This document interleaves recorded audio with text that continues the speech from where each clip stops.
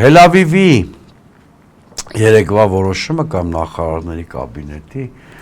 անշուշտ փոքրացնում է ինչ-որ իմաստով Թուրքիայի եւ Իսրայելի միջև մանևրելու Ադրբեջանի կարողությունները, բայց դրանից օգտվելու համար կրկնում եմ, պիտի ունենաս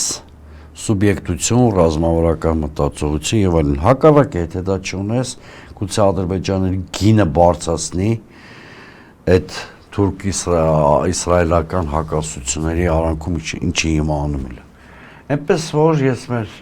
շատ սիրելի հարգելի հեռուստադիտողներին կհորդորեմ չոգևորվել այս անգամ էլ Թել Ավիվից հնչող ականջշոյող հայտարարությունով մենք ականջներով մտածող հասարակությունից